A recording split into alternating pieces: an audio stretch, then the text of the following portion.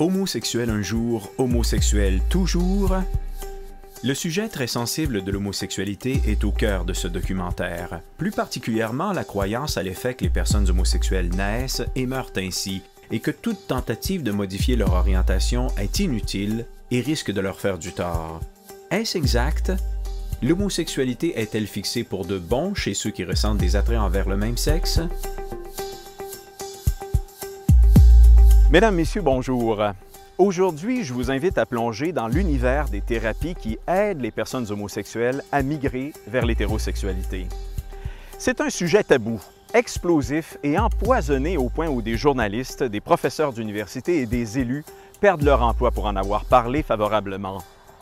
En fait, les Canadiens marchent les fesses serrées quand il est question d'homosexualité autour d'eux, constatant les représailles démesurées appliquées à ceux qui disent à voix haute ce que tout le monde pense tout bas. Conséquemment, il n'y a à peu près plus personne qui ose exprimer publiquement un avis sur les pratiques homosexuelles ou les thérapies qui remettent en question l'idéologie obligatoire imposée à la population. Un peu comme cela se passe dans les pays totalitaires. Comment en sommes-nous arrivés là? Ce documentaire donne la parole à une brochette de spécialistes des thérapies pour y répondre. Aucun média de masse de chez nous n'a voulu leur donner la parole jusqu'ici, ce qui en dit long sur l'état du journalisme chez nous. Les images que vous allez voir ont plutôt été tournées dans le cadre d'une enquête indépendante menée depuis 18 ans, souvent par des caméramans amateurs, de façon discrète, afin d'arriver jusqu'à vous avant que le lobby gay ne les censure.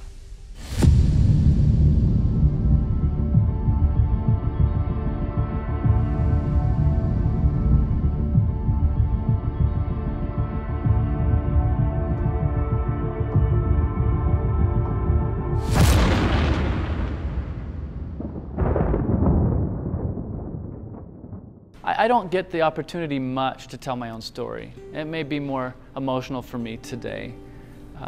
I remember being about 15 years old, curled over my bed, sobbing and telling God that I was so bad, I did not know what to do. I felt very alone. And I didn't know that God was even hearing me. I felt very lost. The attractions that I had were so strong. They were obsessive for thinking about other boys in sexual ways. I could not stop the thoughts. It was obsessive all day. I would struggled with masturbation 5 or 6 times a day. I was doing that and fantasizing and feeling very lost, certain that I was not going to heaven. And I needed somebody to talk to. Well, in my life, I didn't long to connect with the female world. I saw the female world as a liability because I grew up in a home where there was domestic violence perpetrated against my mother by my father.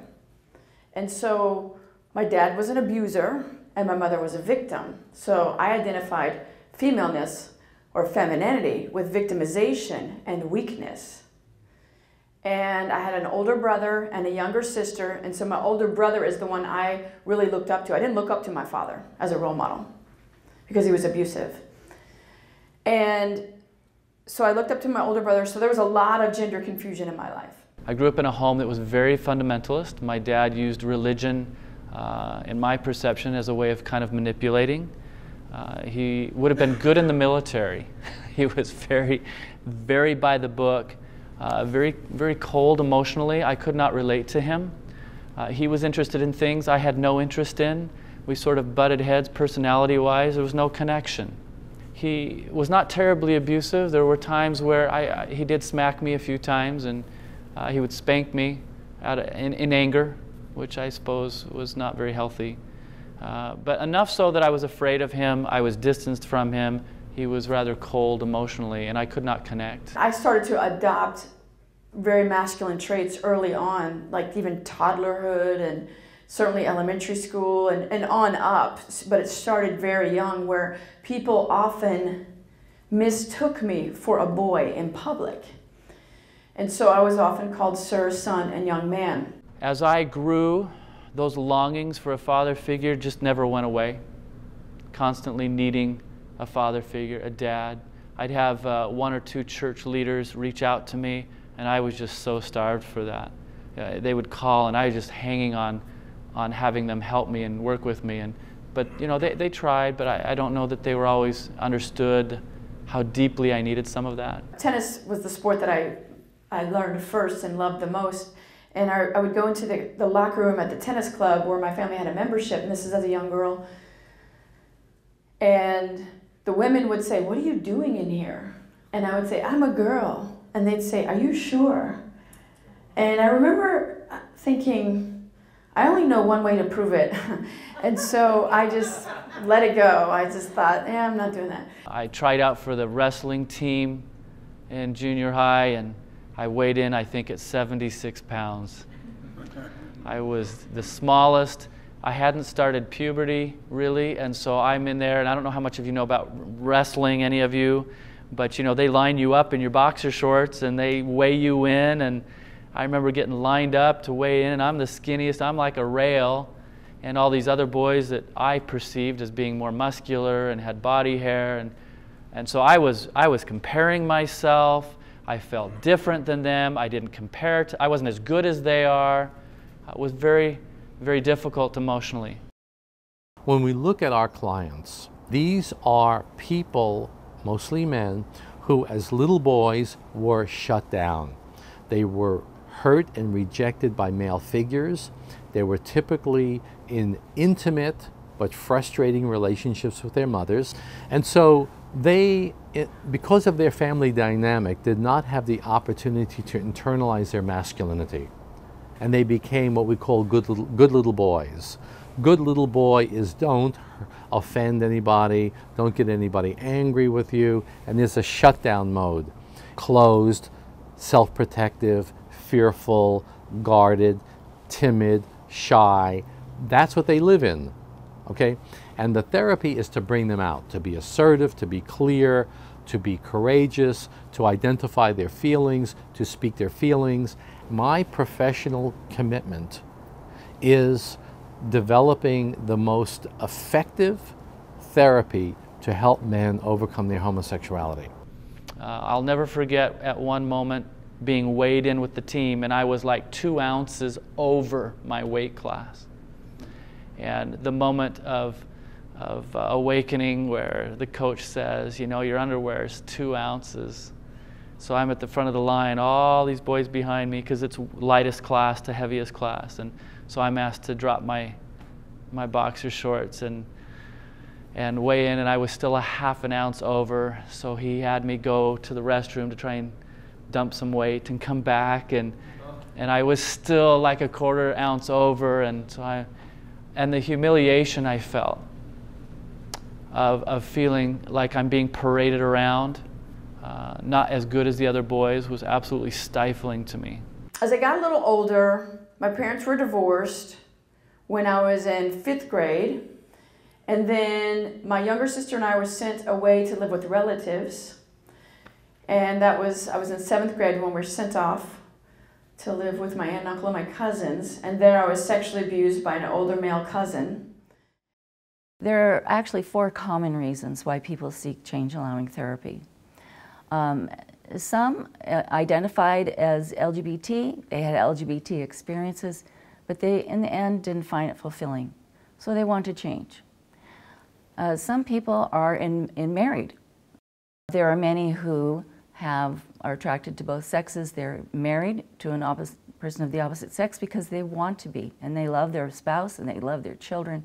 They want to protect their marriage and their family and be able to go on being full-time moms and dads. So they want this therapy.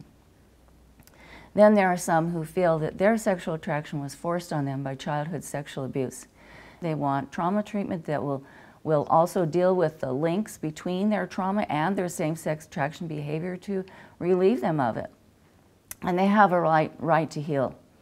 And there are those who want to live according to their faith, and their wishes and their beliefs should be respected. And so by 12 years old, I had only ever seen men treat women as the victim of their abuse or the object of their lust.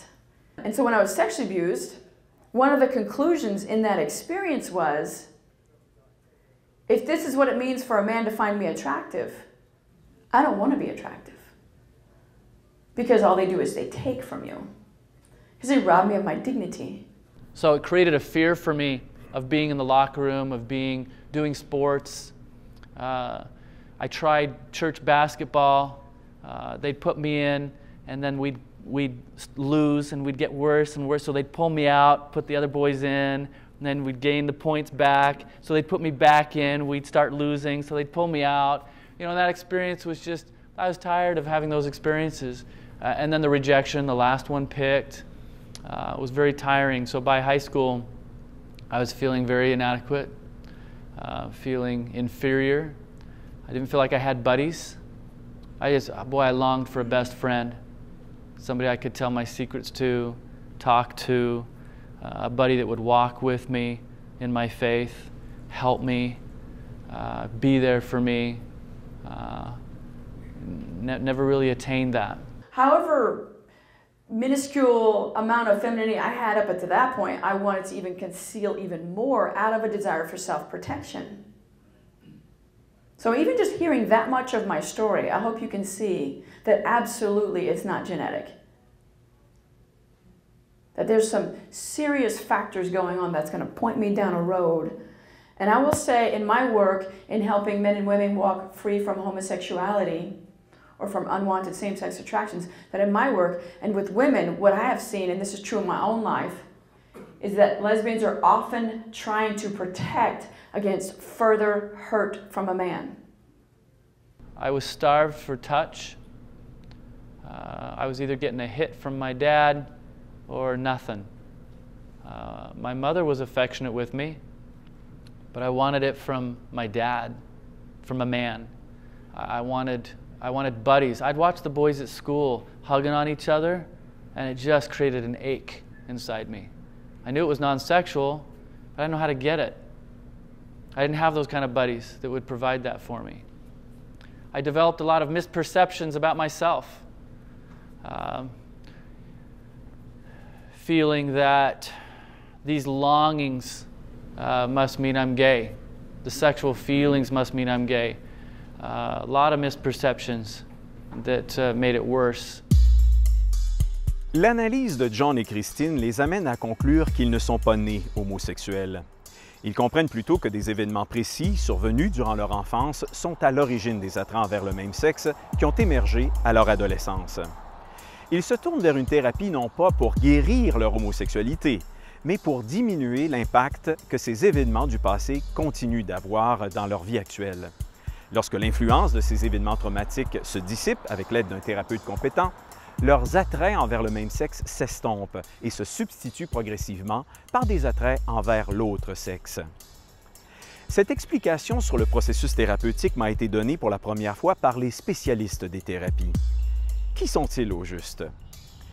À la base, ce sont des thérapeutes qui ont développé des protocoles ajustés à cette clientèle, qui l'enseignent à leurs confrères et qui offrent leur aide dans leur pratique clinique.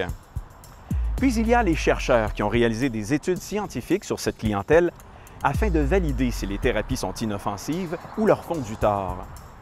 Permettez-moi de vous présenter ceux que ce documentaire vous fera entendre. D'abord, il y a le Dr Joseph Nicolosi, psychologue, l'un des 3 cofondateurs de la National Association for the Research and Therapy of Homosexuality et en fut le président durant plusieurs années. La Dr Laura Hines, quant à elle, est psychologue et a travaillé en cabinet durant 40 ans en Californie. Elle révise des recherches et prononce des conférences sur l'orientation et l'identité sexuelle au niveau international. Le Dr Nicholas Cumming, psychologue, a été président de l'American Psychological Association de 1979 à 1980. Le Dr Stanton Jones, doyen du département de l'école doctorale et professeur de psychologie à l'université Wheaton, est l'auteur d'une étude publiée en 2007 portant sur la migration de l'orientation sexuelle à travers l'accompagnement religieux. Le Dr Aideen Bird, psychologue, fut professeur distingué à l'école de médecine de l'université de l'Utah. Il fut co-auteur de 2 études sur l'efficacité des thérapies d'exploration de la fluidité sexuelle. La Dr Julie Hamilton, psychologue et ancienne présidente de North, a produit une vidéo portant sur les racines de l'homosexualité qui s'intitule Homosexuality 101. Le Dr Christopher Rosick, ancien président de North, est psychologue et directeur de la recherche au Link Care Center de Fresno en Californie. La Dr Carolyn Pila, ancienne présidente de l'Alliance, est psychologue et directrice du département des sciences du comportement et des sciences sociales de la Arizona Christian University. Le Dr Joseph Berger est membre distingué de l'American Psychiatric Association et du Collège royal des médecins et chirurgiens du Canada. Le Dr Benjamin Kaufman, médecin, est l'un des 3 cofondateurs de North. Enfin, Christopher Doyle est psychothérapeute et directeur de l'Institute for Healthy Families. Il est le cofondateur de la National Task Force for Therapy Equality. So by the time I was in high school, my emotional needs for affection from a mentor, affirmation about my masculinity, it was all getting sexualized. It was so intense. My emotional preoccupation around jealousy, I felt jealous of the other boys. I was envious of them. I was filled with daydreams. You know, what it would be like to have a best friend, and I'd hear the boys talking about what they did together in the campouts, and boy, I wanted to be doing what they were doing and didn't feel like I could. Or my better friends were girls. It was easier to relate to the girls. I could feel close to the girls. I had some guy friends, but I was closer to the girls. We see this over and over again. These poor clients come in and think they have unique stories. They think it's unique because the culture is not talking about it. There's no way to get feedback. Am I the only one in the world? They come into our clinic and they discover, no, you're not the only one in the world. This is a typical pattern. And the mental health associations are doing not only an injustice, they are doing a violence because they are not letting this information be known. I was very sensitive, and that made it more intense. My life experiences were intense. My sensitivity made things more intense for me. Moving forward, I got involved in my first homosexual relationship when I was in high school. And I was like finally, feeling love and felt like, okay, this is who I am. And so I was settling into that. I mean, I know I was headed for, I would have made a wonderful gay activist had God not intervened, let me tell you, because I had enough anger in me. So by the time I was 18, I was contemplating my choices. I remember my bishop, church I was going to at the time, was very concerned because I was talking to him about these choices of either running off, running away somewhere, or killing myself. It didn't seem like a very productive option there. I didn't really want to kill myself, but I didn't really see too many options. I didn't know how I'd live on my own. So finally, on my bishop's pushing, I told my parents. I started out in high school, and I'm going to jump to several years later as a young adult in my last relationship with a married woman, which I'm not proud of that. It was a horrifying experience. About how to panic attack on the side of the bed as I told my parents. My father's response was, "No, you're not.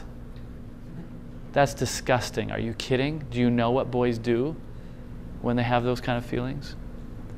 It was a terrible experience and pretty much shut me down. My mother just sat and sobbed, but she did want to help, and fortunately started to help me find some counselors.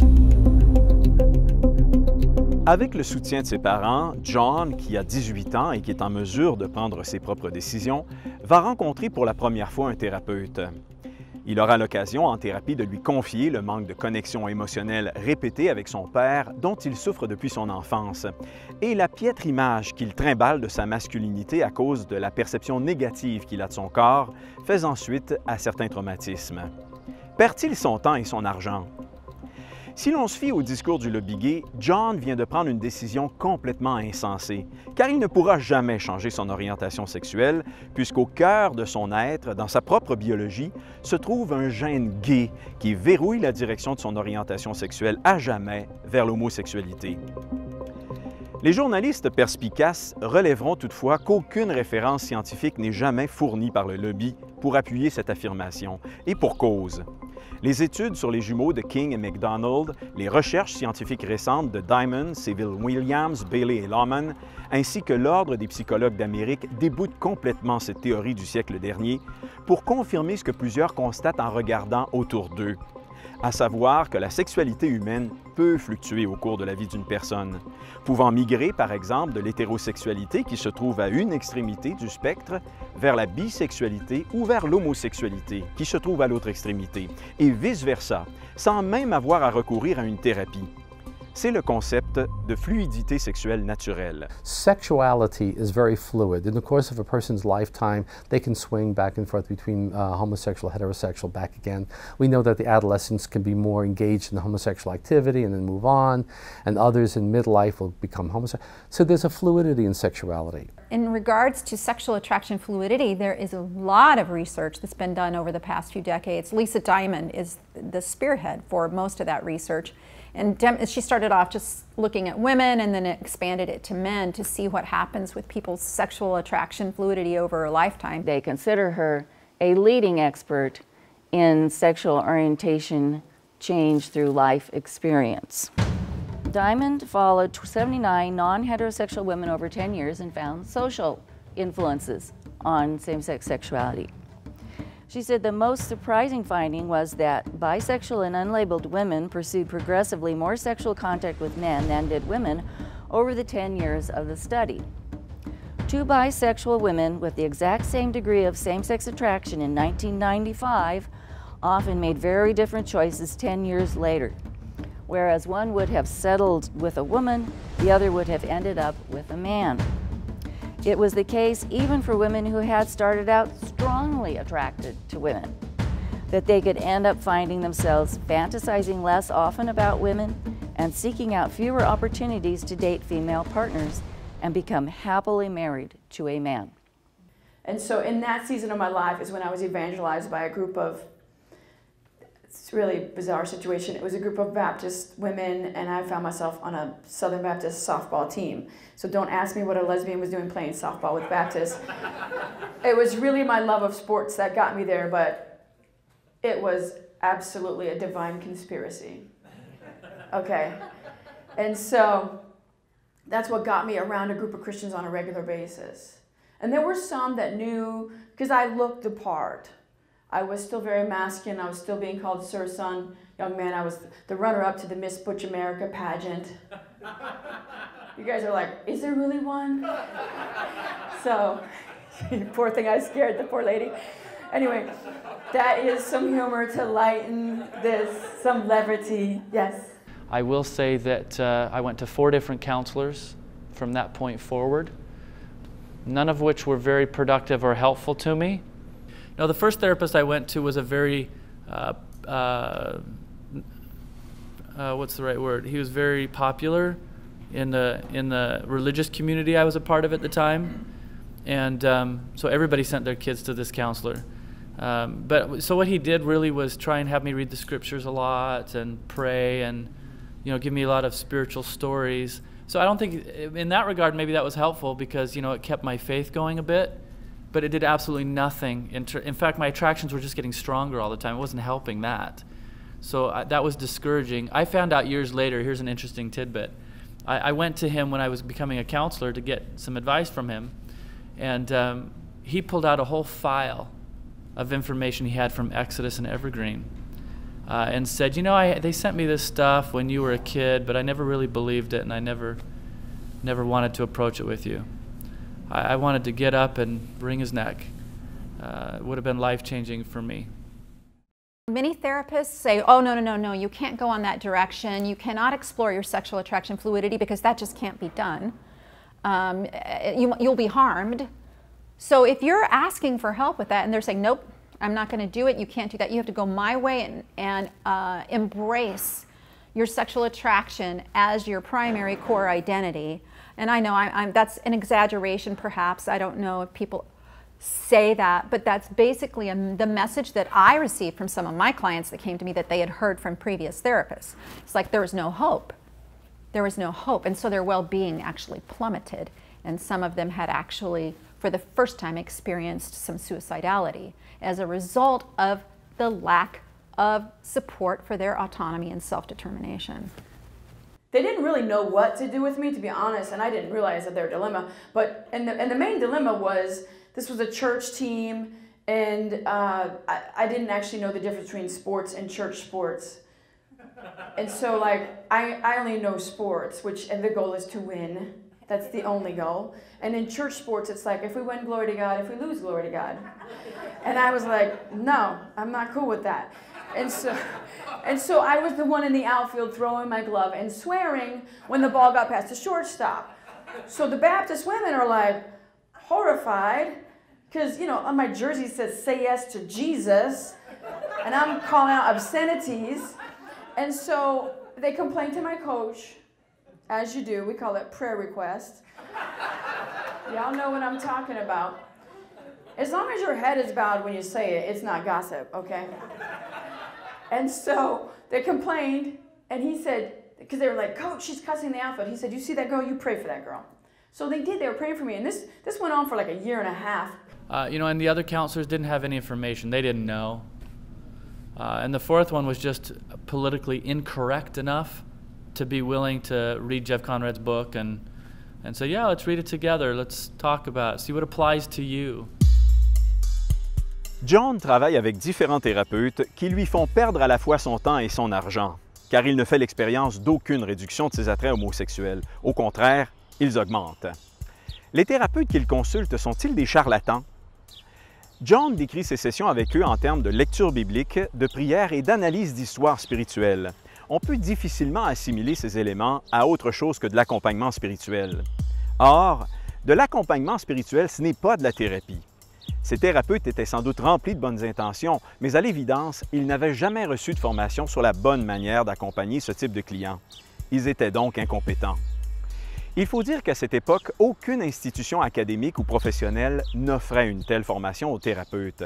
Ces derniers devaient plutôt se former par eux-mêmes, soit en consultant un confrère ou en étudiant des cas cliniques documentés qui s'étaient conclus par un succès.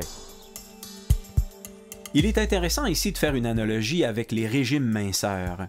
Durant les années d'après-guerre, dans un contexte d'abondance alimentaire relativement nouveau, l'Amérique a vu naître la restauration rapide, avec comme conséquence insoupçonnée la hausse phénoménale du taux d'obésité. À cette époque, aucun cours de nutrition ou de spécialisation en diététique n'existait dans les universités, le phénomène étant trop nouveau et n'ayant pas été étudié convenablement. Lorsque des personnes obèses se sont mises à cogner à la porte de médecins pour obtenir de l'aide, la plupart n'étaient équipés que de leur bonne volonté et de présupposés. Ils ont alors proposé des régimes minceurs inadéquats, inefficaces, dangereux et parfois même inhumains. Heureusement, des années de recherche menées auprès de cette clientèle ont débouché sur le développement de régimes minceurs éprouvés, efficaces, sécuritaires et qui sont maintenant enseignés dans un grand nombre d'universités. Que serait-il arrivé si, au lieu de favoriser la recherche, les législateurs avaient banni les régimes minceurs sur la base que des charlatans les utilisent pour profiter de personnes obèses dont on met la santé en danger? Il est clair que la bonne solution n'était pas de les interdire, ni de mettre la santé des gens en danger, ni de détruire la réputation des médecins, mais d'évaluer scientifiquement l'efficacité de différents régimes afin d'identifier ceux qui ont le meilleur taux de succès, de forcer les médecins voulant aider cette clientèle à se faire former, puis de multiplier les lieux où l'on peut recevoir cette formation afin de multiplier le nombre de ceux qui ont la compétence d'aider. Bannir les régimes minceurs tout en aidant les personnes obèses à s'accepter telles qu'elles sont aurait complètement raté la cible. La même logique doit s'appliquer aux thérapies de migration.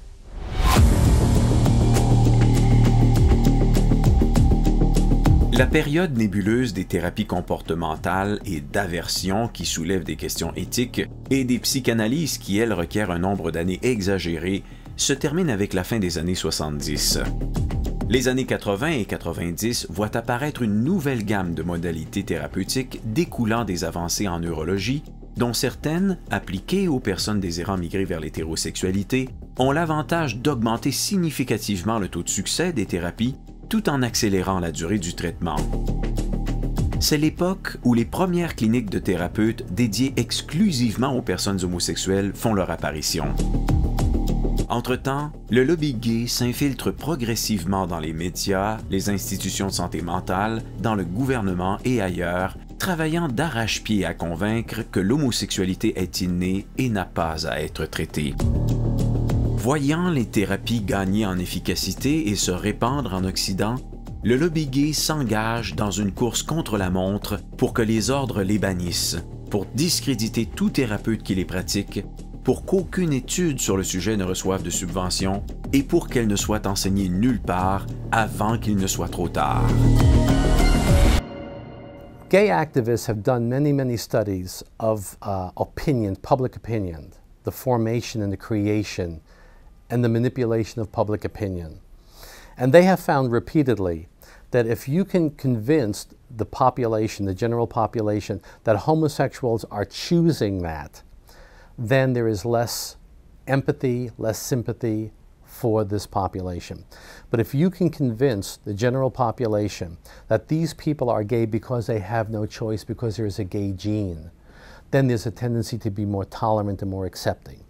So this notion of the gay gene has to be promoted, the biological origins that are beyond the individual's choice. But there's much more evidence showing that people can change. But the fourth counselor I went to, thank goodness, had a couple books. And he suggested I go to a conference by Exodus.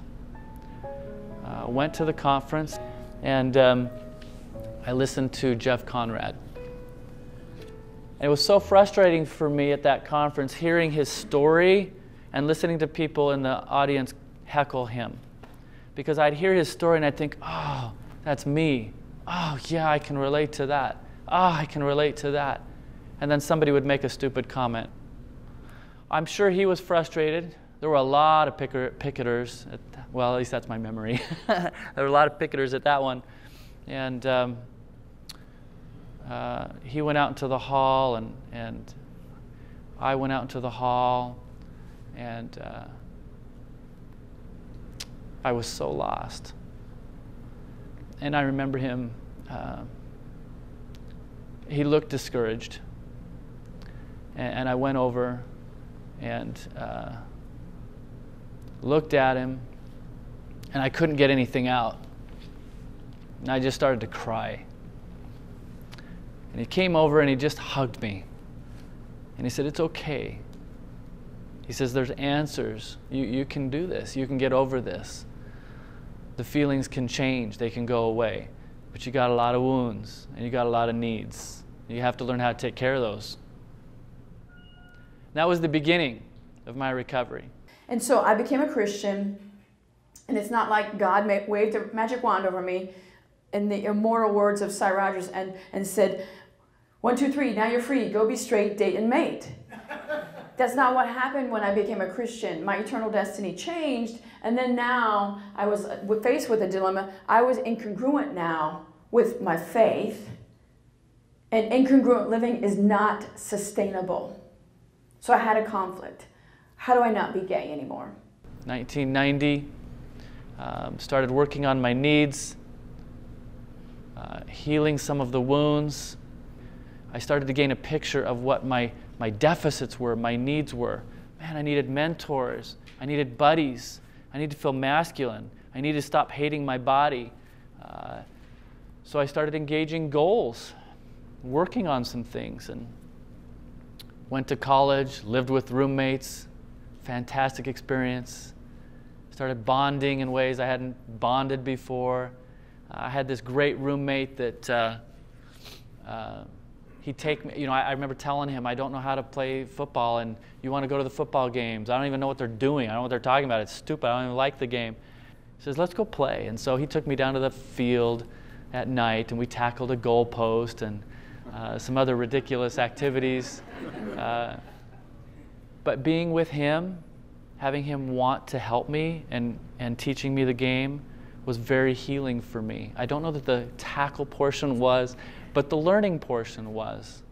I remember coming home at night. I was working late at a gas station because I was trying to learn how to do some mechanical things, and I'd be plastered on the bed. I was so tired, and I'd wake up in the morning, and there were nights where he had helped me take off my greasy shirt and get into bed and kind of tuck me in.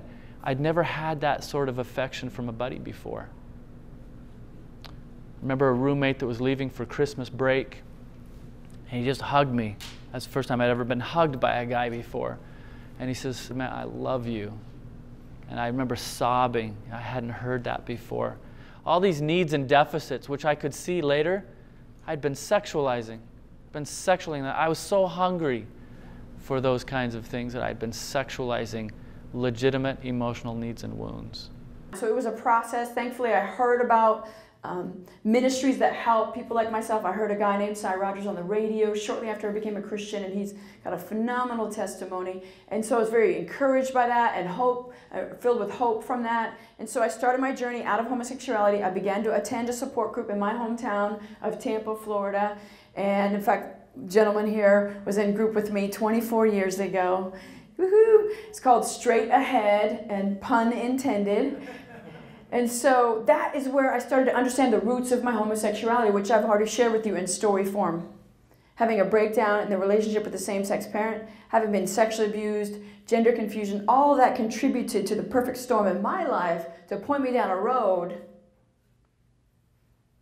Now where I chose homosexuality, because I didn't choose the feelings and the attractions, I chose to act on them. But feeling homosexually oriented, I also felt like I had no choice. Worked on healing my needs. As time went on, it was not a fast fix, and that's something important to know. For me, it took me some time. It took me a few years. But the feelings would diminish. You know, and I would notice as I would go out with guys, I wasn't sexually attracted. The more I got the needs met, those attractions were going down. I didn't have to focus on girls. I didn't have to focus on dating. I didn't have to force myself to think about having sex with somebody, or with a girl. I just had to focus on healing the emotional needs. And as I did that, the sexual side of it just would diminish. It would go down. When I'd get hugged on by guys, or my roommates helping me learn football, the feelings are diminishing. Look, reparative therapy is not just simply a focus on diminishing same-sex attraction.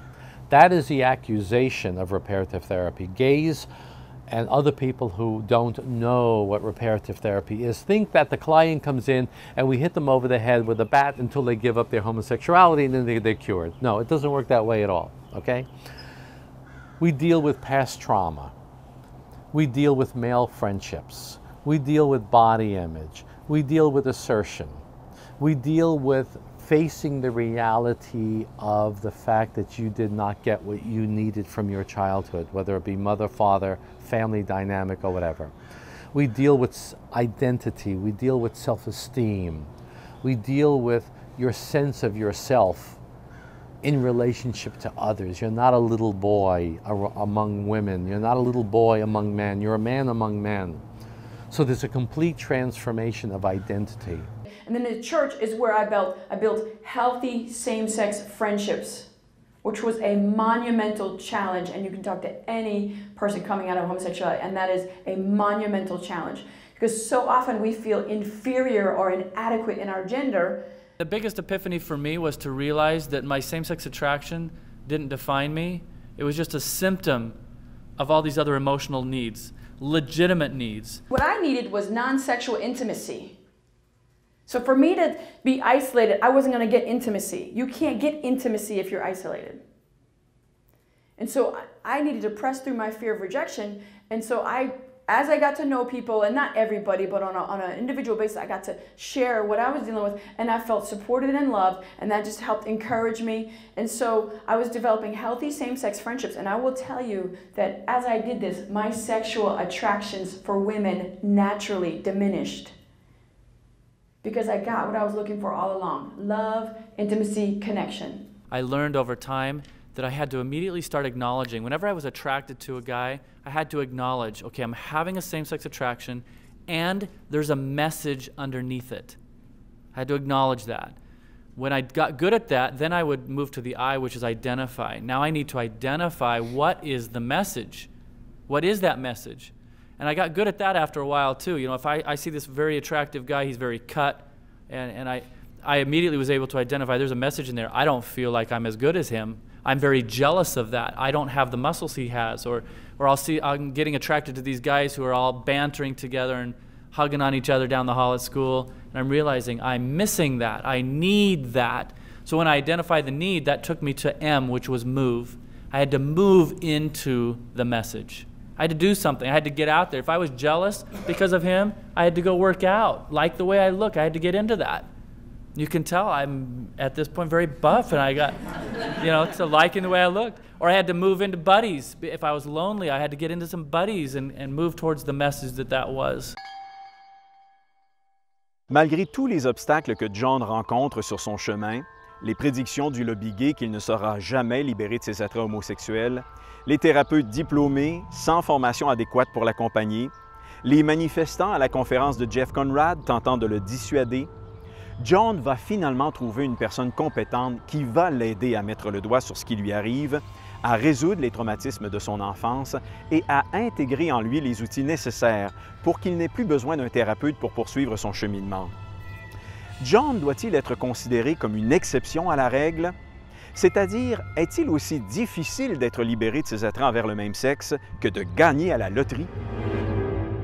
There's over a century of research published including by American Psychological Association members in the peer-reviewed journals of the American Psychological Association. It shows that when therapy is done right, it is effective.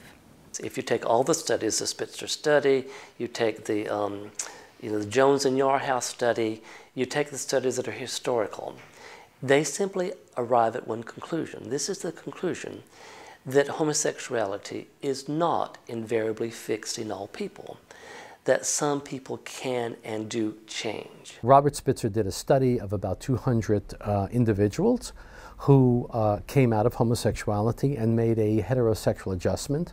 Robert Spitzer formulated the study, he interviewed the people, and he had a great deal of opposition in trying to publish his data.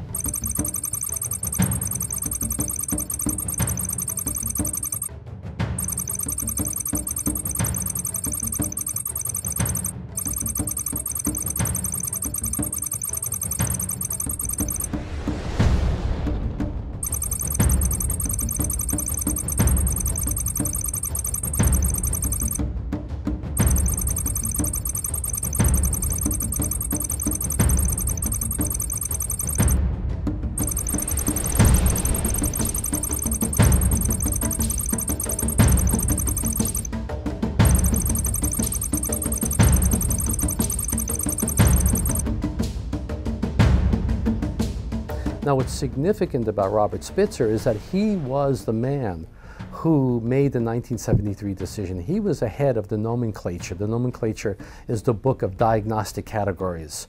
He was the one who determined whether or not something was considered a disorder or not a disorder. So it was Robert Spitzer who said in 1973, let's not consider homosexuality a disorder. And while he does not consider it a disorder, he still believes that people can change. Spitzer was approached in the late 1990s because there was the move then within psychiatry as well. The American Psychiatric Association was being lobbied to ban therapy. Spitzer essentially said, I'm not political, I'm a research scientist and so on. We had some sort of ideas some years ago.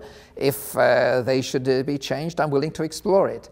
And he did what seems to be a very solid research study in which essentially he concluded that the results indeed were pretty good. A lot of people who had identified themselves as homosexual had become comfortably heterosexual after psychotherapy treatment.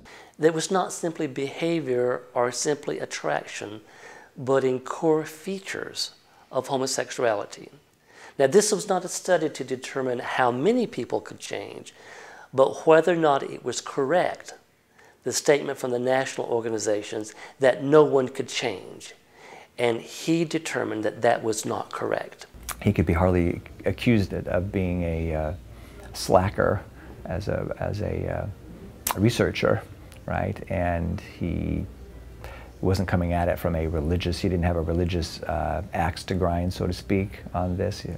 And He was just a curious scientist. This report that it came from a man like Robert Spitzer was very, very significant, very threatening to the gay activists, because until then, Robert Spitzer was their great hero, and they consider him now a traitor. Dr. Drescher, who's one of the leading anti-therapy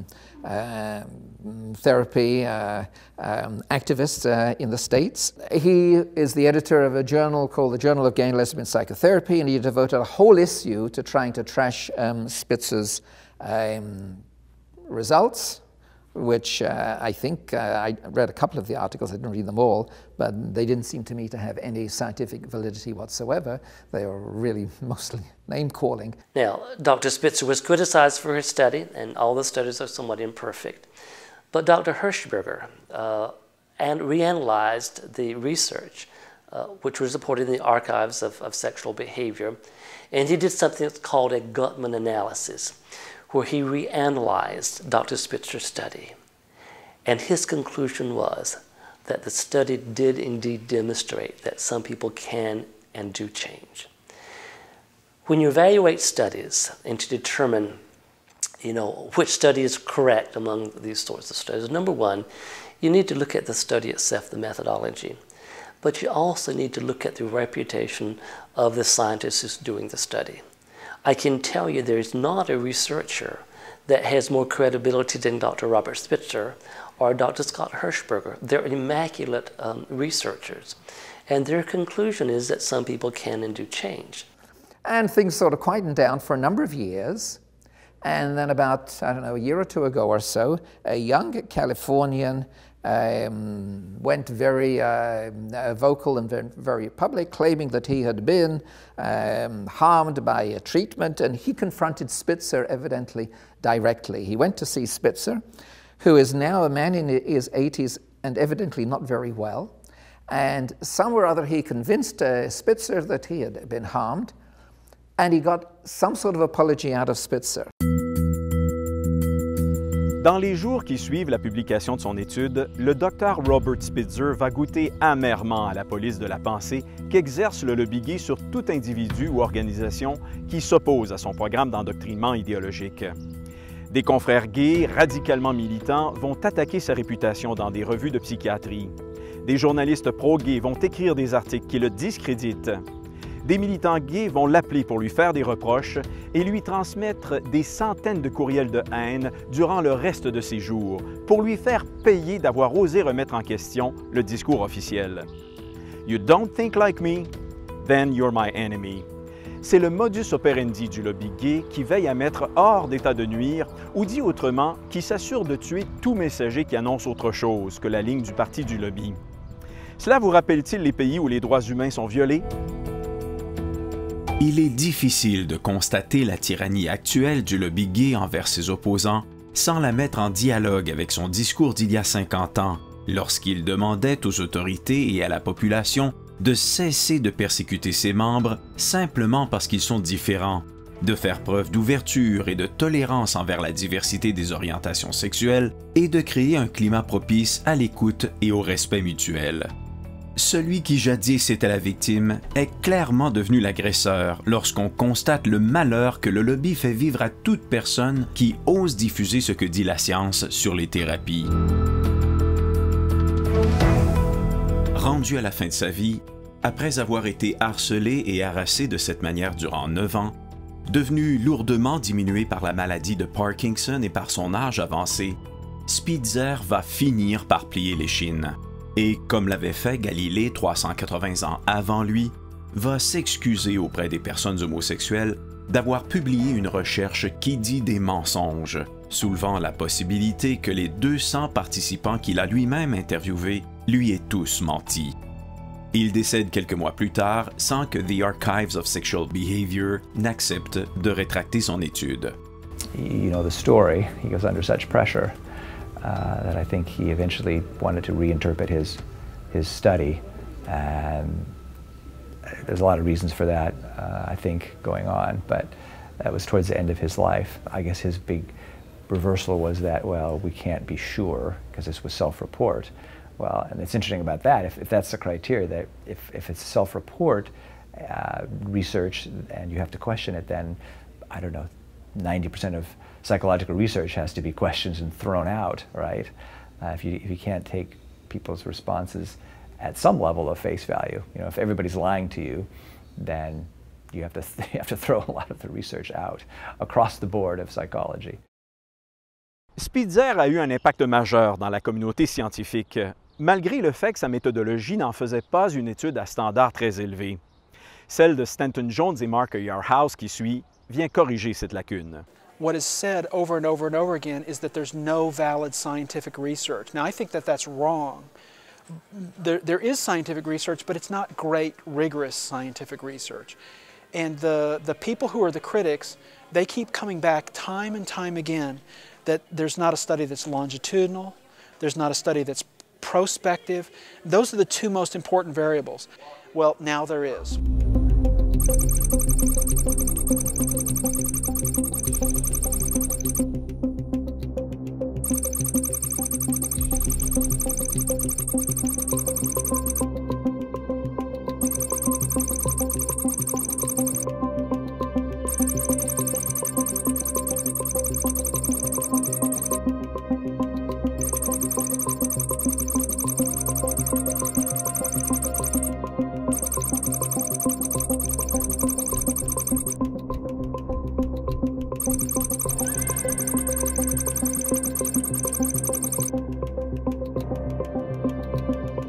You're looking at whether an intervention of whatever you're looking at, if you're looking to see whether an intervention makes a difference, if it's actually can be imply causality, you need a prospective study.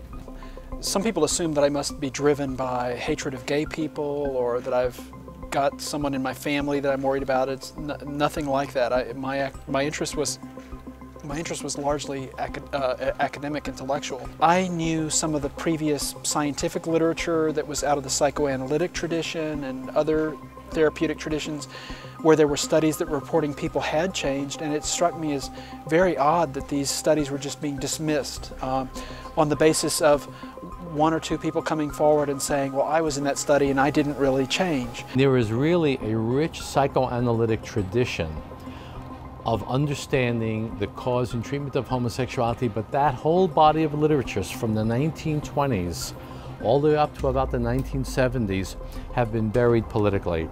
But when I go back to the early literature, I see that they see what we see today. It struck me that we wouldn't act that way for a study of alcoholism. If you did a study and reported that a third of the people were sober, and then somebody came forward and said, well, I was one of those people and I wasn't really sober, we wouldn't throw out the whole study on that basis, but that's precisely what was happening in this area. I actually put together a grant proposal and I sought funding from a number of foundations and met with complete failure in getting the grant funded. Non-religious foundations, no one would touch it. They said, yes, you're right, this is an interesting subject and it's too controversial and we won't touch it. And it was almost 6 or 7 years after that I got a call from the director of Exodus. About 400,000 people contact our organization every single year, and what we identify in those who call is there are some very common themes. One of them is sexual abuse. 85% of the men and women who contact us for help would say that they have a history of sexual abuse prior to the age of 12. And I thought about it and I realized that the study would be considered as less valid if it was funded by Exodus in the same way that, cancer research funded by the tobacco companies. So realizing that, I said to the Exodus people, we will agree to accept the money for this study from you on one primary condition, that is that you've got to understand, we're not doing this to make Exodus look good. We're doing this because we want to ask the important scientific question whether there's anything real happening here or not. And if it turns out that lots of your people are getting better, you can be happy about that and we'll publish it. But if it turns out that zero, if everybody runs away from this and nobody gets better, we're going to report that too. And they kind of gulped and said, okay. But it wasn't looking at therapy per se, it was looking at more religiously mediated kinds of change. But it did suggest that change does occur. Well, in 2011, just this year, last month in October, they published in the Journal of Sex and Marital Therapy, they published their follow-up results to that 3-year study. So now it's been 7 years, And they went back and looked at these guys again and found that these people, these participants, are maintaining their success 7 years later. L'étude de Jones et Earhouse ainsi que celle de Spitzer s'ajoute à une longue liste de recherches et cas d'études ayant été menées sur 125 ans d'histoire, qui, considérés dans leur ensemble, convergent vers une conclusion incontournable. Il est bel et bien possible de migrer de l'homosexualité vers l'hétérosexualité. Or, ce portrait d'ensemble contrecarre directement les efforts du lobby gay visant à convaincre que l'homosexualité est innée et inaltérable. Si rien n'est fait, le lobby se met à craindre que les thérapies gagnent en popularité et que la bataille pour faire accepter l'homosexualité comme un droit de la personne soit perdue. L'Association des psychologues d'Amérique, qui compte désormais une aile LGBT, baptisée la Division 44, réagit en formant rapidement un groupe de travail à qui l'on donne le mandat officiel d'évaluer les études afin d'établir si les thérapies de migration sont bel et bien efficaces. La composition du comité est confiée à la docteure Judith Glassgold. Rapidement, les docteurs Stanton Jones, Mark Yarhouse, Joseph Nicolosi et Dean Bird, qui sont des sommités dans le développement de ces thérapies et des chercheurs qui ont étudié leur efficacité, sont mis en nomination pour enrichir le groupe de travail de leur expertise. Lors du dévoilement des membres, tous, sans exception, ont été écartés du projet. Le comité sera plutôt composé de Judith Glassgold, psychologue lesbienne, membre du comité de direction du Journal of Gay and Lesbian Psychotherapy et ancienne présidente de la Division 44. Jack Drescher, psychiatre et militant pro-gay reconnu, collaborateur du Journal of Gay and Lesbian Psychotherapy et l'un des opposants les plus virulents à la thérapie de migration. Lee Backstead, psychologue gay conseillant les clients d'orientation LGBT provenant de différentes traditions religieuses. Beverly Green, psychologue lesbienne, cofondatrice de la Division 44 de l'APA. Robin Lynn Miller, psychologue de la communauté bisexuelle, a travaillé pour le Gay Men's Health Crisis à New York et a écrit dans des publications gays. Roger Worthington, qui n'est pas homosexuel, lauréat du 2001 Catalyst Award pour son implication à faire connaître publiquement et à répétition des réalités LGBT. Et finalement, Clinton Anderson, psychologue gay, officier du bureau de l'APA en ce qui concerne l'homosexualité, le lesbianisme et la bisexualité. The task force that did the research, the task force that did the gathering of this data was a task force composed of gay activists. Not only were they gay, but they were gay activists in almost all cases. Of course, these procedures lead to a biased response. And position statements of the American Psychological Association do not represent a consensus of all professional therapists and researchers. They represent a consensus of those who share one particular worldview. The problem is that people think that the American Psychological Association, the American Psychiatric Association, these are scientific organizations, and if it has 12,000 members, we imagine these are 12,000 scientists who are addressing these important questions. In fact, these are political organizations, and many of their decisions are based not just upon science, but also dependent upon special interest groups, political factors, economic forces, public relations. There are a lot of factors that go on. Special interest groups within these organizations have a lot of political power. The decisions and review of research and position statements of the American Psychological Association are written by its Division 44, LGBT division, which automatically excludes people who actually are experts in doing the therapy and doing research on it. It automatically narrows what point of view will be taken. Confirmation bias is that, you, because of your values or whatever, you are going to be more skeptical of research that isn't consistent with your beliefs and less critical of research that fits with your beliefs, right? And again, that's why there's such a need for diversity of thought and diversity of perspective in this field and in psychology in general, and it's terribly lacking. When we expressed concerns about that at that time, the president of the AAPA said, well, You know, we can't have someone who doesn't share our worldview. He acknowledged it was based on a worldview that does not represent all members of the American Psychological Association. I don't know, that seems to me the claim that, oh, you're a religious organization, therefore we can dismiss you, that seems very condescending to me. You know, science is science, whether you're a faith-based person or not. Especially in the mainstream and liberal academia, I think it's very hostile to people of faith. I think they're discredited because of their faith, and they're often seen as unscientific. When you get to know people in our community of therapists and those who work in this field of research and science, our values, they inform the way that we practice and the way that we work with our clients. But you know, we're not doing religious work. You know, we're doing work that we think is inspired by our faith values, but it's scientific. It's mainstream psychological practice. The methods that we use for trauma therapy and other forms of therapy like EMDR and CBT and emotional focused therapy and psychodynamic, these are all mainstream therapeutic techniques used by any other practitioner. It just so happens that our clients have different goals. The American Psychological Association prides itself on diversity, but when it comes to conservative versus liberal diversity, there is none in the leadership of the American Psychological Association. There's none. En 1979, Michael McDonald et les Doobie Brothers propulsaient leur succès What a Fool Believes au numéro 1 du palmarès. La chanson est bien connue pour son refrain accrocheur. What a fool believes he sees. No wise man has the power to reason away. Cela rappelle bien pourquoi il est indispensable que dans tout processus de recherche de la vérité, des spécialistes adhérant à une diversité de visions empiriques soient représentés.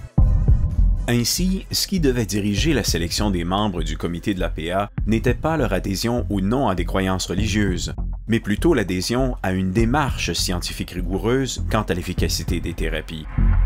Cela n'a pas été le cas.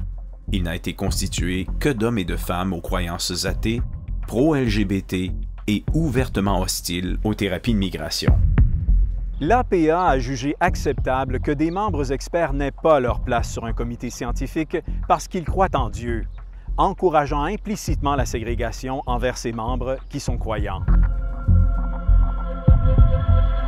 Le groupe de travail de l'APA va rapidement disqualifier les études de Spitzer, Jones et Yarhouse en arguant qu'elles ne rencontrent pas des standards de qualité suffisamment élevés pour être considérées.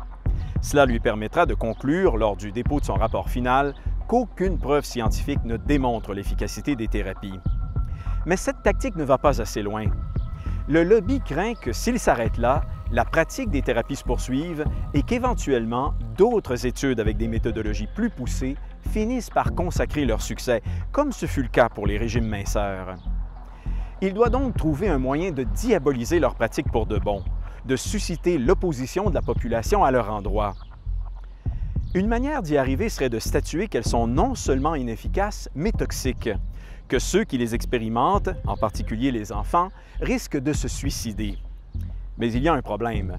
Aucune étude n'a été faite sur les enfants en thérapie. Celles portant sur les adultes n'ont pas rapporté plus de dommages que dans d'autres domaines de pratique. De plus, ces rapports de dommages sont anecdotiques, c'est-à-dire qu'ils ne sont pas issus d'une démarche scientifique. De plus, ces cas anecdotiques sont liés aux thérapies d'aversion qui ne sont plus pratiquées depuis 30 ans. Qu'à cela ne tienne, qu'elles rencontrent ou non les standards ayant servi à disqualifier les études de Spitzer, Jones et Yarhouse, le groupe de travail va les inclure dans son rapport final. La plus connue d'entre elles étant l'étude de Shidlow et Schroeder.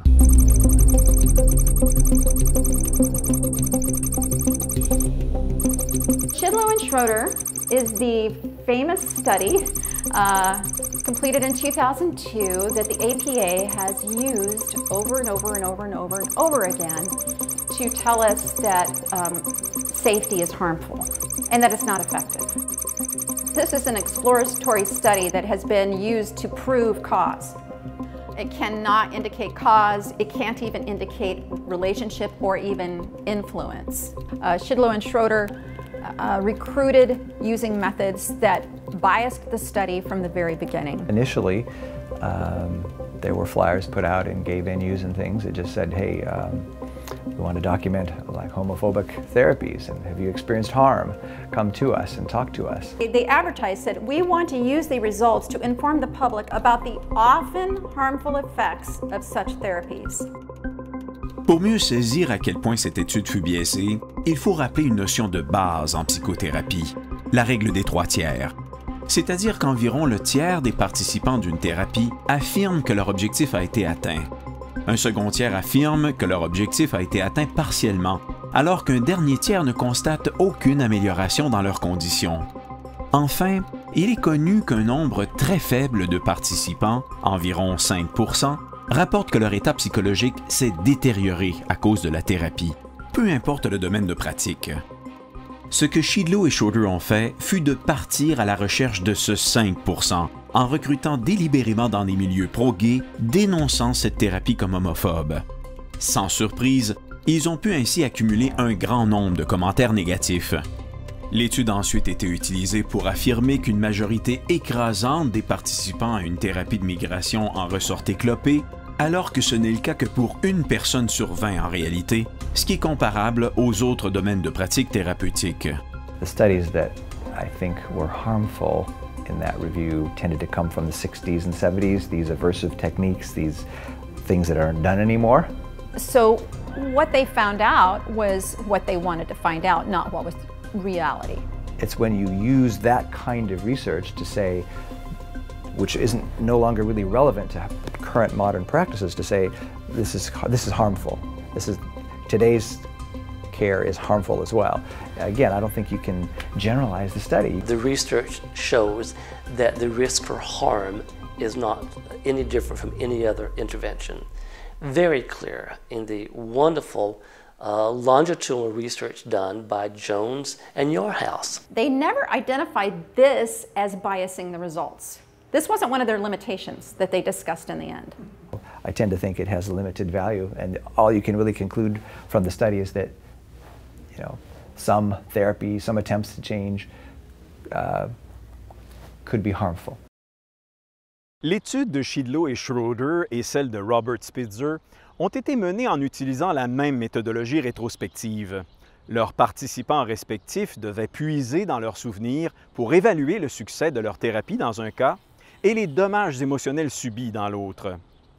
Les fins observateurs noteront que si les militants pro-gays ont été rapides à attaquer les résultats de Spitzer, arguant qu'il était impossible de valider si ses participants avaient menti, ils se sont toutefois bien gardés de dire que l'étude de Shidlow et Schroeder, ayant la même limite, pouvait tout autant produire des résultats biaisés, étant elle aussi dépourvue de moyens pour valider l'honnêteté de ses participants. En août 2009, le groupe d'études dépose les conclusions que tous avaient vu venir. Il n'existe pas d'études de la rigueur scientifique adéquate prouvant que les thérapies de migration fonctionnent. Certaines personnes ont négativement été affectées par ces dernières.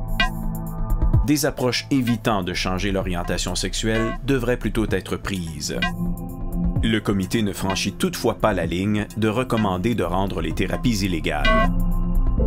The evidence that they use to support treatment change, treatment success, they discount for different reasons, and yet their own flawed material they submitted without question. So it was a very selective procedure, very biased procedure. Cette attitude anti-scientifique, combinée aux manœuvres d'exclusion injustes ayant marqué la sélection des membres du comité d'études, amèneront un grand nombre d'observateurs de la scène internationale à cesser de considérer l'APA comme une organisation de référence. Autre conséquence, l'organisation verra plusieurs de ses membres quitter le bateau. People are dropping their membership in APA. APA is shrinking. The income that they used to get from the special assessment is dried up. So the APA is going through some real changes at this point. Sadly enough, the APA has deviated from science. For example, there's a principle that's called the Leona-Tyler principle. This principle was accepted by the APA and never rescinded. And the principles say that the American Psychological Association would not take a stand on issues for which there was not sufficient evidence and professional experience. That has not been the case. The presidents in my era abided by the Leona Tyler principle. All of a sudden, things began to change as things became more political than scientific. The Leona Tyler principle, which was never withdrawn, disappeared. In fact, you can't even find it in the annals of the APA. If I didn't have it, it wouldn't exist as far as they're concerned. Many of the resolutions made by the American Psychological Association does not comply with this principle. That is, they make statements and resolutions without the requisite science to support them. The gay rights movement sort of captured the APA. Yeah, it's very interesting the way it happened. We developed a group of psychologists that numbered around 200 to 250 that rotated themselves through all the offices of the APA.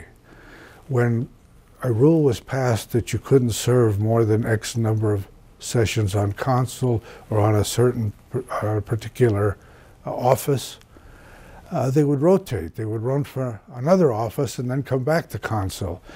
So for years, about 200 to 250 people were running the APA. We believe that they discredit themselves as a source of accurate scientific information. And they were a very select, inbred group.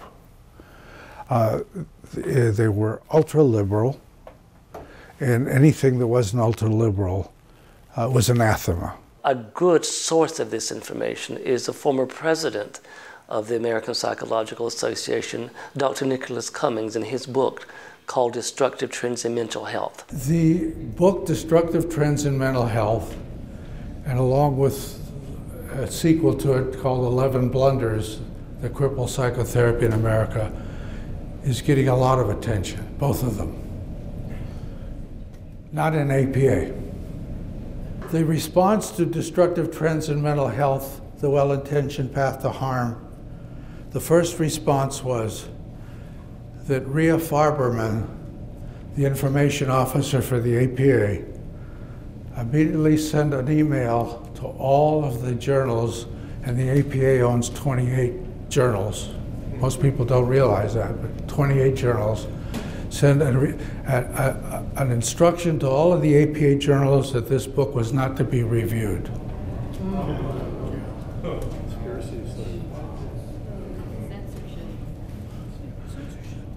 It's a nice open response, right? It is sad because they refuse to acknowledge our writings. It's really amazing. They will not review my books. My latest book was positively reviewed by 2 past presidents of the American Psychological Association. And yet the APA division of psychoanalysis refused to even review my book. À partir de la fin des années 80, l'APA, sous l'influence de militants LGBT qui accèdent à sa direction, va se transformer radicalement, devenant un club d'individus très sélects dédié à promouvoir sa vérité, son idéologie et son agenda, l'agenda LGBT quand il est question d'homosexualité. Simultanément, à l'extérieur de l'organisation, le lobby gay continue sa croisade en Occident. Avec la complicité des directions des grands médias qui lui sont désormais sympathiques, on voit apparaître un nouveau type de censure, le jamming. Qu'est-ce que le jamming? En termes militaires, le jamming, ou le brouillage, vise à empêcher une communication vitale de se rendre dans le camp ennemi.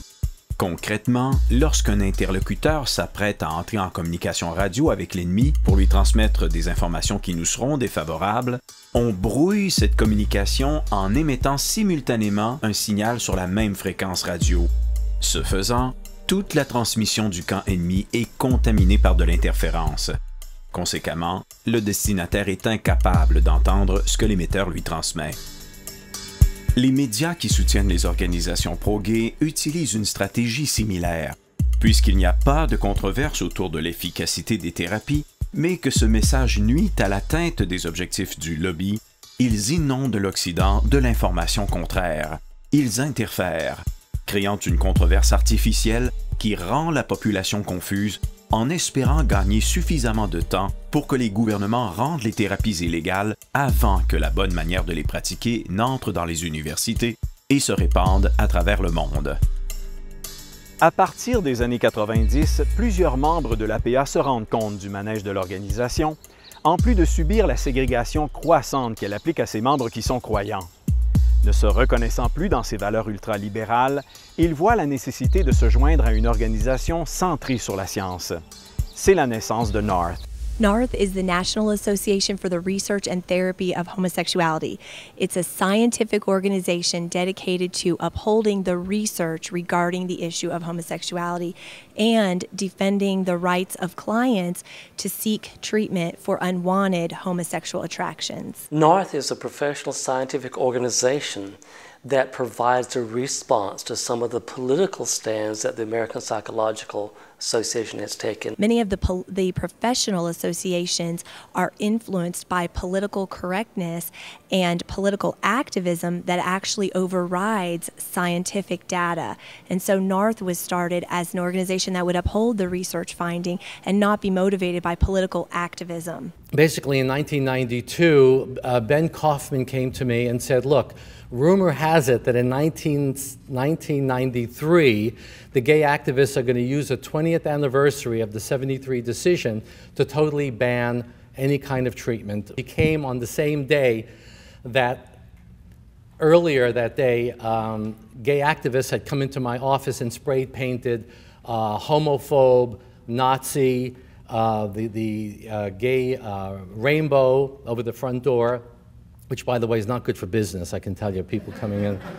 NARTH, before we even held our first scientific meeting in 1993, if you go to the American Psychiatric Association's publication, the Gay and Lesbian Task Force of the American Psychiatric Association, in the meeting, it was a board of directors meeting, stated, and it's in the minutes, it's available to anybody who wants to look at it. We had not even formed an organization enough to have a meeting yet. It was our first organizational days.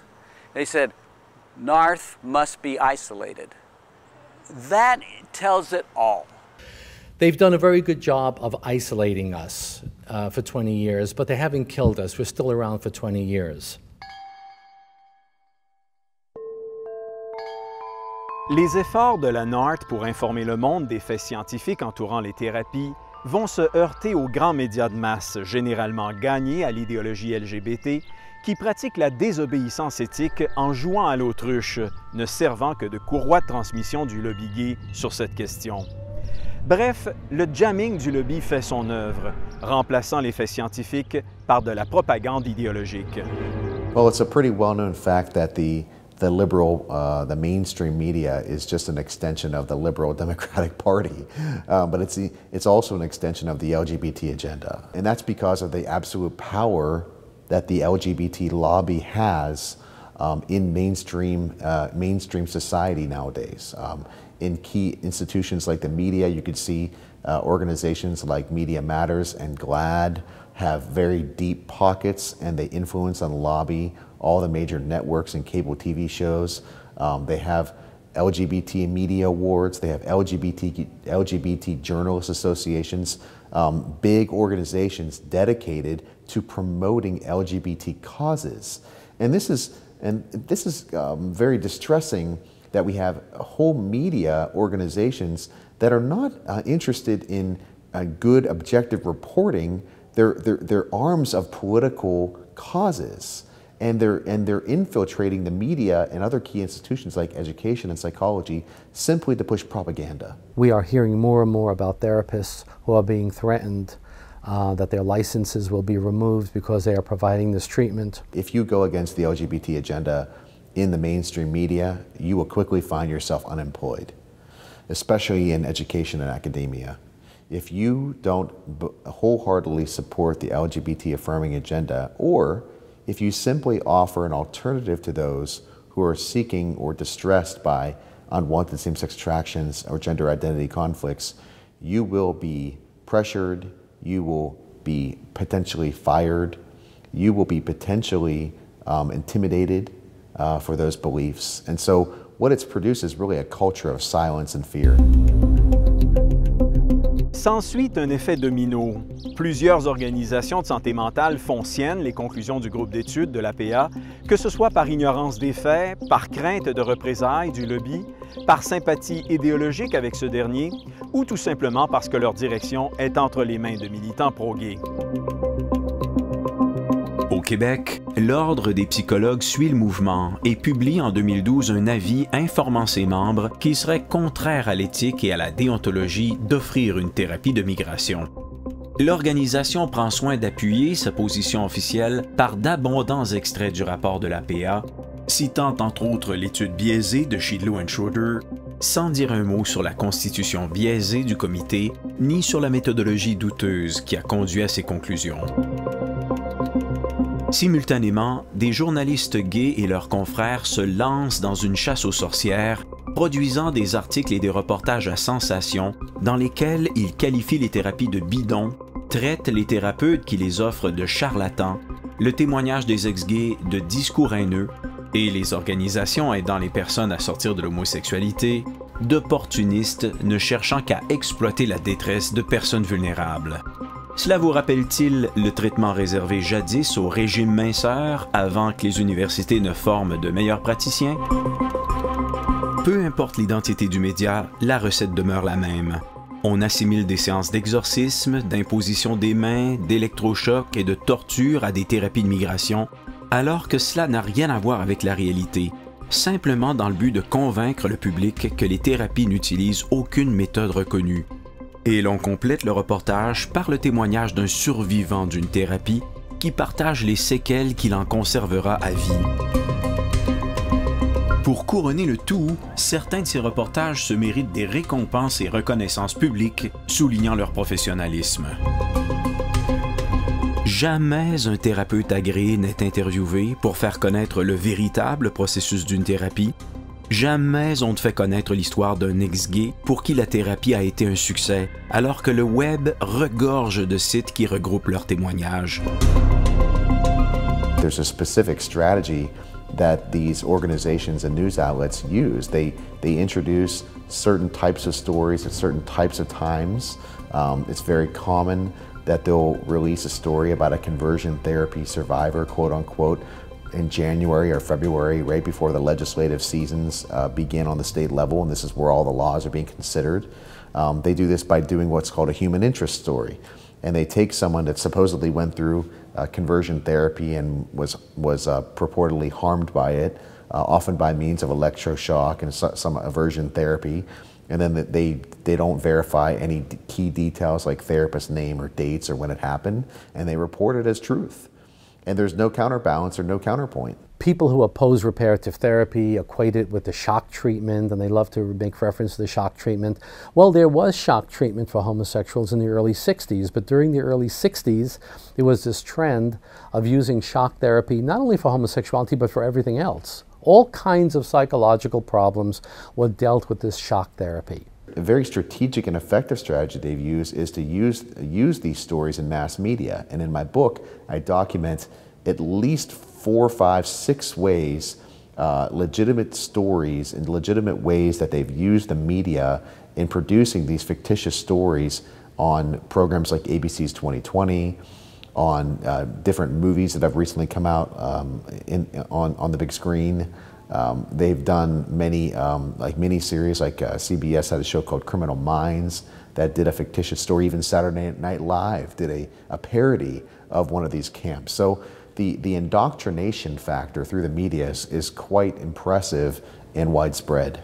Media outlets don't want to talk about the science behind the issue. They want to talk about what's politically correct. So to try to share this in media, news, TV, radio, any of that, it's just not going to be talked about because it's, there's a lot of complete inaccurate viewing of it. Some people think if you say change is possible, that will lead to more discrimination.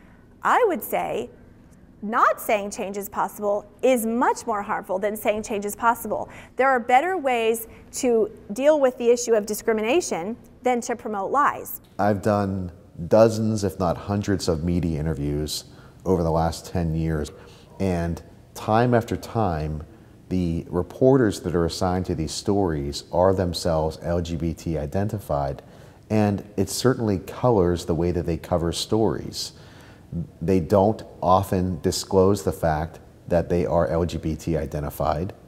They don't tell you that they belong to LGBT activist organizations within the media that have agendas, and they don't tell you their biases. And I believe that is extremely unethical. L'objectif est à peine voilé. Si le lobby parvient à susciter suffisamment de haine populaire à l'endroit des thérapies et des thérapeutes, il sera plus aisé de faire adopter un projet de loi privant des hommes et des femmes souvent victimes d'abus sexuels durant leur enfance de bénéficier de cette forme d'aide scientifiquement validée. C'est ainsi que d'un bout à l'autre du processus, la population n'y voit que du feu. La résolution adoptée par la Ville de Montréal pour interdire les thérapies en est un bel exemple. On peut y lire le passage suivant. Attendu que les thérapies qui visent à changer l'orientation sexuelle ou l'identité de genre d'une personne sont cruelles, dépourvues de tout fondement scientifique, dommageables pour la santé mentale et qu'elles briment les droits fondamentaux des personnes qui les suivent, en particulier lorsque ce sont des personnes mineures qui les subissent. Si l'on regarde de plus près ce paragraphe, on relève que chacun de ces segments a fait l'objet d'une désinformation visant à remplacer les faits scientifiques par de la propagande idéologique. Regardons-les un à un. Les thérapies sont-elles vraiment cruelles? Il est vrai qu'à une époque, des thérapies d'aversion et comportementales, utilisées dans plusieurs domaines de pratique incluant l'homosexualité, ont soulevé après coup de sérieuses questions éthiques. Mais ces techniques expérimentales ne sont plus pratiquées depuis des décennies. Elles ont évolué vers des modalités modernes qui sont à la fois éthiques, efficaces et éprouvées empiriquement. Ce parcours évolutif est d'ailleurs commun dans les sciences de la santé et parfois inévitable. Un bel exemple est celui des régimes minceurs que nous avons abordés un peu plus tôt. Faudrait-il condamner les régimes minceurs offerts aujourd'hui, alors qu'ils aident 4 personnes sur 5 à atteindre leurs objectifs, sur la base que certaines méthodes étaient cruelles, voilà 60 ans? Les thérapies sont-elles dépourvues de fondements scientifiques? Les faits récoltés dans notre enquête, synthétisés dans ce documentaire, démontrent le contraire. Il existe 125 ans de rapports cliniques et de recherches empiriques démontrant que lorsque le client est motivé et que son thérapeute est compétent, il peut voir diminuer ses attraits homosexuels au point où il ne représente plus une obsession et voir augmenter ses attraits envers l'autre sexe au point de s'engager dans une relation hétérosexuelle fonctionnelle. Les thérapies sont-elles dommageables pour la santé mentale? L'étude de Shidlow et Schroeder, dont la méthodologie comporte de graves manquements à l'éthique, a rapporté de tels dommages, mais lors de thérapies d'aversion et comportementales qui remontent à un demi-siècle. Est-il nécessaire de répéter que ces techniques ne sont plus pratiquées depuis au moins 30 ans et que les études récentes de Jones et Yarhouse, Nicolosi et Bird, Schaeffer, ainsi que celles de Santero, Whitehead et Ballesteros n'ont pas relevé de dommages émotionnels significatifs? Enfin, les thérapies briment-elles les droits de la personne, en particulier ceux des enfants?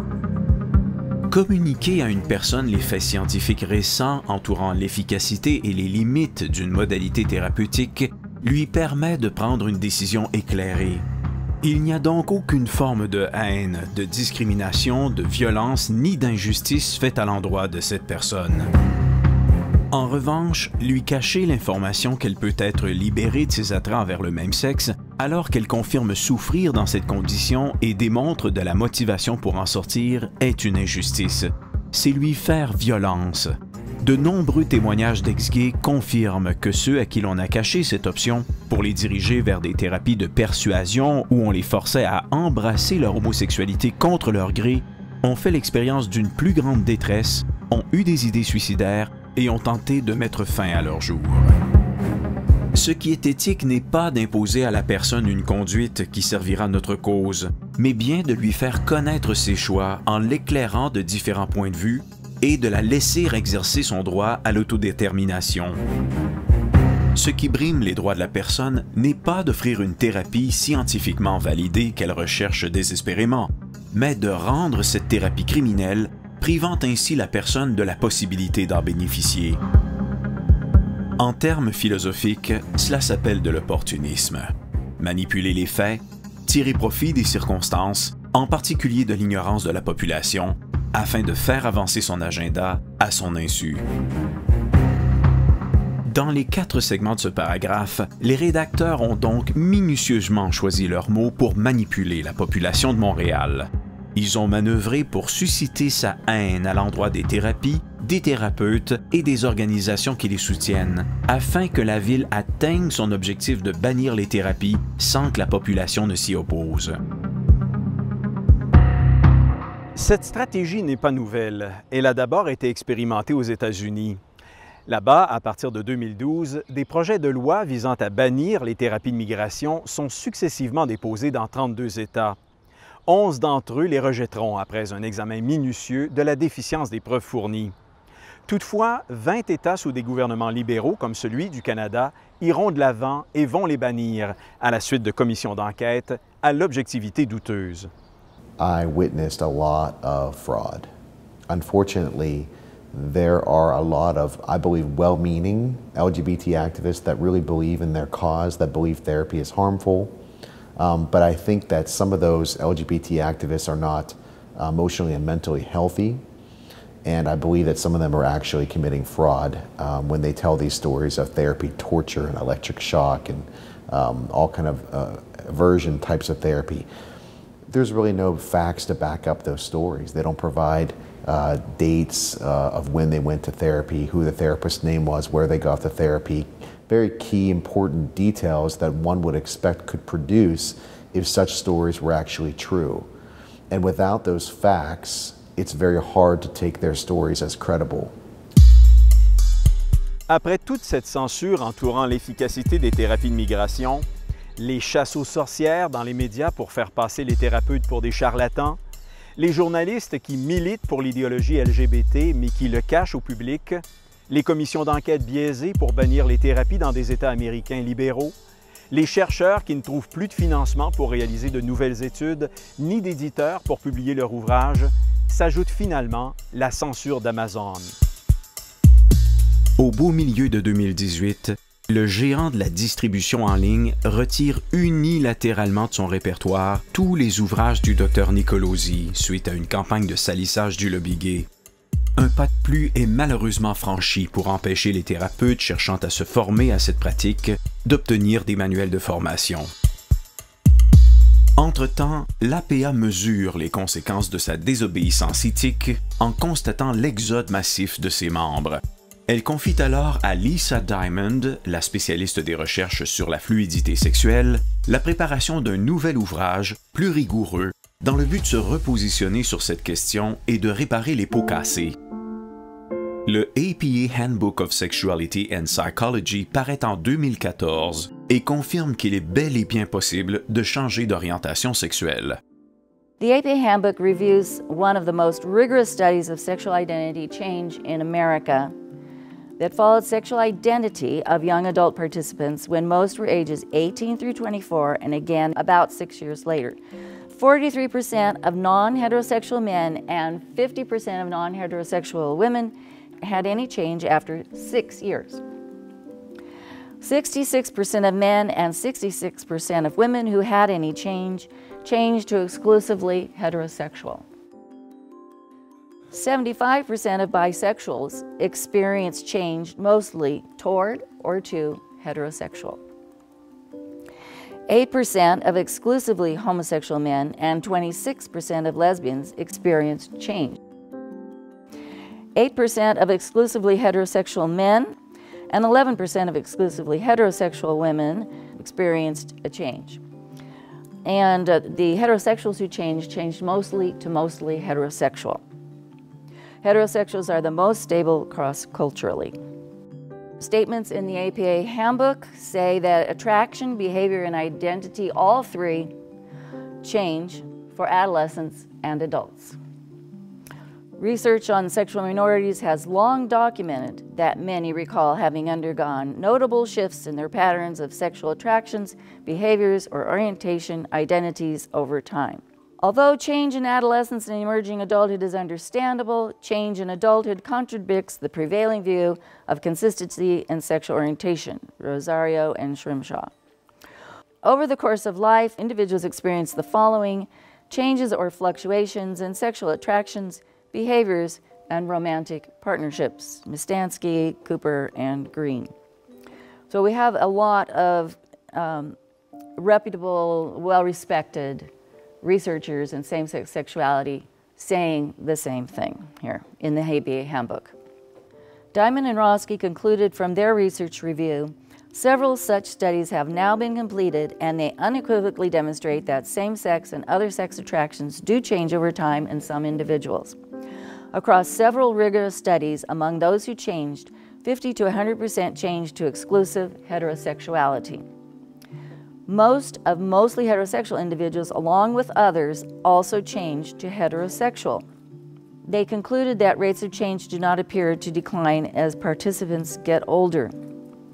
The series preface to the APA Handbook of Sexuality and Psychology says that the American Psychological Association gave its imprimatur to the handbook. It said that its editors and authors were among its most respected members and declared it authoritative. So there's no question the American Psychological Association considers its APA Handbook of Sexuality and Psychology authoritative. Alors que l'APA se repositionne dans son Handbook of Sexuality and Psychology, la même année, NART modernise son nom, devenant The Alliance for Therapeutic Choice and Scientific Integrity. Alors que certains espèrent une réconciliation des positions des deux organisations sur les thérapies, l'impasse demeure entière. En effet, Diamond, qui est membre de la communauté LGBT à titre de lesbienne, refuse d'accréditer les thérapies, martelant que si les sujets qu'elle a étudiés ont effectivement changé d'orientation sexuelle, le processus qu'ils ont traversé s'est fait hors de leur contrôle, les désarçonnant parfois au point où certains tentaient d'y résister. Bref, que si la fluidité de l'orientation sexuelle est un fait bien réel, elle échappe au contrôle de la volonté et ne peut survenir dans le cadre d'une thérapie. Well, how can someone say sexual fluidity occurs through life experience, except that intense life experience known as therapy? That the minute the person enters the office of a therapist, their fluidity stops and cannot occur, and the minute they leave, it can resume again. It just makes no sense. It is true that we need more research on this, but it seems to me to kind of defy logic to say that sexual attraction fluidity can occur anywhere naturalistically. The only place it cannot occur is in the therapist's office. I'm a clinician. I teach at a medical school as well. And I can tell you that from the lives of people that I've worked with over the last 4 decades, that they've made remarkable changes in their lives, and that homosexuality is not something that's fixed in all people. Diamond and Roski summarized the findings of their research review on same-sex sexuality this way. Arguments based on the immutability or unchangeability of sexual orientation are unscientific. Advocates for sexual minorities have argued that sexual orientation is a fixed, biologically based trait that cannot be chosen or changed. We hope our review of scientific findings and legal rulings regarding immutability will deal these arguments a final and fatal blow. En 2018, la plus récente étude sur le sujet des thérapies, réalisée par Santero, Whitehead et Ballesteros, est publiée. Mais à bout de bras, 7 longues années après avoir été complétée, à cause de difficultés à trouver une revue scientifique intéressée à la publier. L'étude de bonne qualité produit des résultats similaires à celles de Jones et Yarhouse. Les clients en thérapie font l'expérience de changements réels. Il y a peu de dommages à la santé mentale et beaucoup de commentaires positifs. Les résultats démontrent que les participants répondent aussi bien à cette pratique thérapeutique qu'à d'autres qui ont fait leurs preuves. À nouveau, ces résultats pointent 180 degrés dans le sens contraire des conclusions du groupe d'études de l'APA.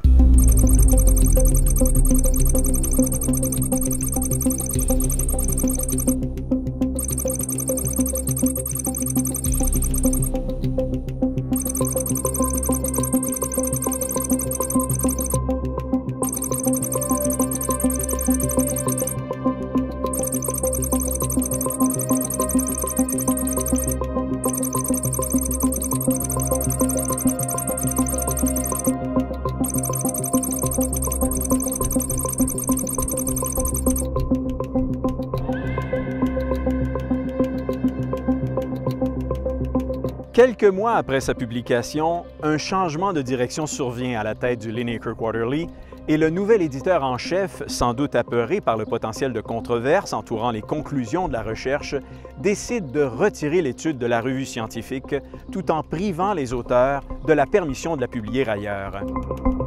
Cela synthétise bien l'obstruction à laquelle les hommes et les femmes de bonne volonté doivent s'attendre à rencontrer lorsqu'ils s'investissent dans la promotion des faits scientifiques entourant les thérapies.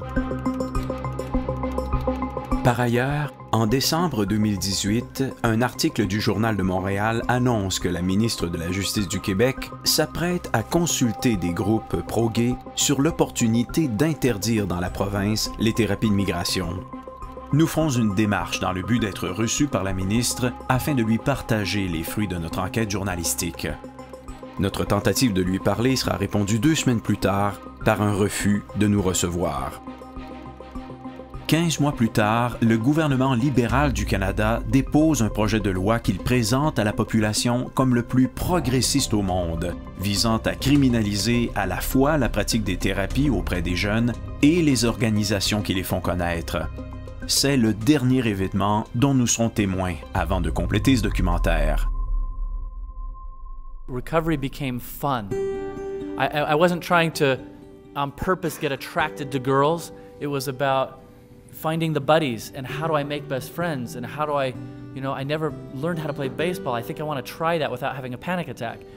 How do I, and it became fun. It wasn't it wasn't shock therapy. It wasn't somebody trying to tell me, think more about girls and masturbate about them. It wasn't some crazy thing. It was, be who you are. Let guys love on you. Find how to get those healthy guys in your life. I remember my mom saying to me, your dad might not ever be able to be what you need him to be. You're gonna need to find some other dads who can love you. My homosexual attractions diminished in frequency and intensity as a result of developing healthy same-sex friendships and also counseling, went to therapy, dealing with sexual abuse issues, because that will affect your ability to love and trust. There's other issues, that homosexuality is just a surface symptom. So it's like we gotta get underneath there and deal with what's going on. How do I feel about my gender? Why do I feel like being a woman is a liability? It was fun though. You get into it and it's like, I could do this forever. I had another friend and we were doing it and I told him one time, I said, I feel like I'm in puberty again, Get to go out and play ball and get to do all these things I always wanted to do without the shame and the isolation and the loneliness. I felt connected for the first time in my life. Après quelques années en thérapie, John et Christine ont chacun atteint leur objectif. Leurs attraits envers le même sexe, qui jadis les obsédaient, ont diminué à un niveau ne représentant plus un problème. De plus, la thérapie leur a permis d'acquérir des outils efficaces pour reconnaître les circonstances où ils sont vulnérables de les voir réapparaître et pour les désamorcer le cas échéant. Alors que le lobby gay leur avait prédit un échec complet, leur démarche se conclut plutôt par un plus grand bien-être que jamais dans leur identité sexuelle. Notre enquête journalistique nous dirige vers 17 constats importants. Il y a bel et bien des individus qui réussissent à migrer de l'homosexualité vers l'hétérosexualité. Loin d'être une exception, ils représentent environ le tiers de ceux qui rencontrent un thérapeute compétent. Les changements qu'ils expérimentent ne sont pas momentanés, mais durables pour la plupart.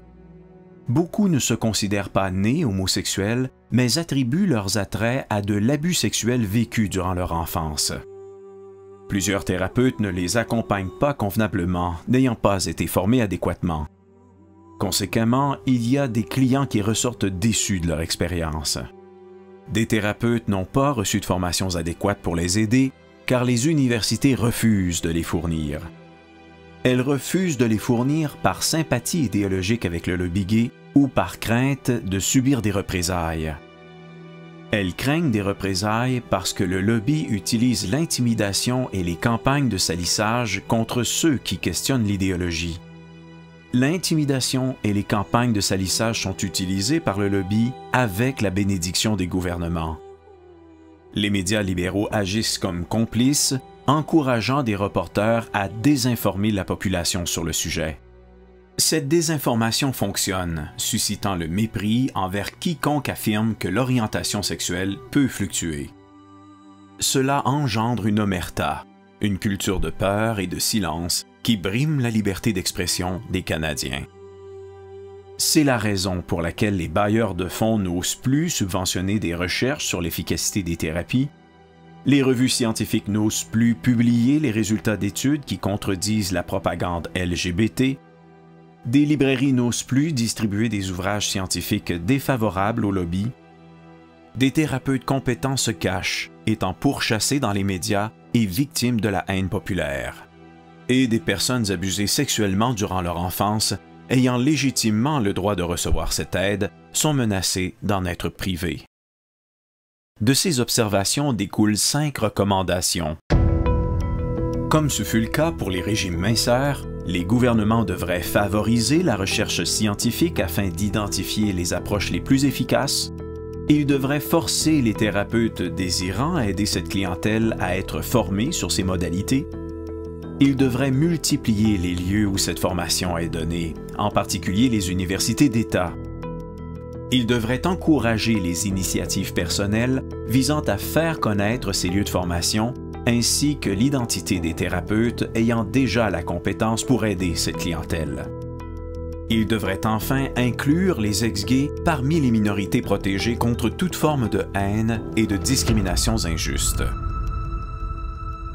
And so over time, as I did that, was dating my wife. That's another story. We have our ups and downs there. She's very patient. She knew before we got married about the struggle. And as my heterosexual feelings started to grow, not because I was forcing them, they were just coming up. We started to date more intensely and got married. And we just have been married 19 years now. Renewed our vows a year and a half ago. And we have 3 kids. So. En mars 2020, suite à la censure d'Amazon, Joseph Nicolosi Jr., également psychologue, a mis sur pied un service de formation en ligne destiné aux thérapeutes désirant apprendre les bases de la thérapie réintégrative.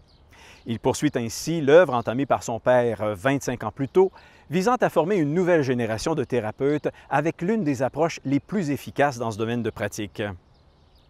Les résultats d'une nouvelle étude sur l'efficacité des thérapies doivent paraître d'ici 2021. Elle a été conduite par Caroline Pilla et Joseph Nicolosi avant le décès de ce dernier en 2017. Les résultats préliminaires s'harmonisent aux conclusions des grandes études que nous avons abordées dans ce documentaire. On peut toutefois s'attendre à ce que leurs auteurs aient de la difficulté à publier leurs résultats dans une revue non religieuse, que les détracteurs des thérapies s'empressent de salir leur réputation et de discréditer les résultats, que leur ordre les menace de retirer leur droit de pratique, que des courriels haineux leur soient transmis par des militants pro-gays, puis qu'aucun média de masse n'en fasse mention dans leurs manchettes. Chez nous, ces hommes et ces femmes qui sacrifient leur réputation pour aider les personnes aux prises avec des attraits homosexuels non désirés ne recevront certes jamais l'Ordre du Canada. Cet honneur a beau être conféré à des individus en reconnaissance de leur réalisation exceptionnelle, de leur dévouement remarquable envers une communauté, leur audace et leur passion ont beau incarner la devise de l'Ordre, ils ne recevront jamais cet honneur. Ils ont malheureusement choisi la mauvaise cause. Cela porte à réfléchir. Dans les pays totalitaires, il est permis de parler de tous les sujets, sauf de critiquer le régime au pouvoir. Ceux qui s'y adonnent risquent l'emprisonnement et toute une gamme de représailles personnelles et familiales.